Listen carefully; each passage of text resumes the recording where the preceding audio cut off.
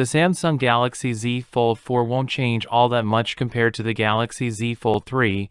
It will actually resemble its predecessor quite a bit, but it'll also be easy to recognize as some changes have been implemented. The Galaxy Z Fold 4 already appeared in CAD-based renders, which gave us a really good look at the phone's design. Those renders revealed that the Galaxy Z Fold 4 will offer a slightly squarer design. Those cameras will stick out directly from the phone's back. They won't be a part of a distinct camera island. Speaking of which, the Galaxy Z Fold 4 is said to have a thinner and lighter hinge. By thinner we mean it won't protrude from the device so much as it does on the Galaxy Z Fold 3. It may still be a bit wider, which may cause the phone to be a bit thicker.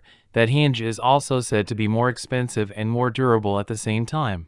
On top of everything, the device itself is said to be lighter than its predecessor.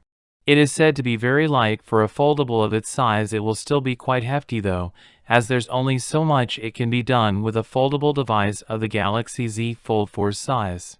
Not much information surfaced on this, but it's possible we'll get a 7.6-inch main display and a 6.2-inch secondary one. Both of those displays are expected to offer a 120 Hz refresh rate, and both will be flat.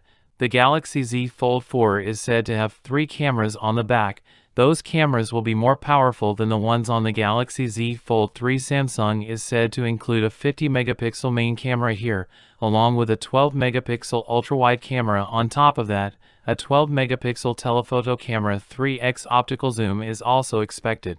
A tipster even said that the telephoto camera will be Samsung's best 3x camera thus far. Do note that the Galaxy S22 includes a 50-megapixel main camera. So without being said, let me know your thought in the comment below, and if you are new here, please subscribe, like the video. Peace out.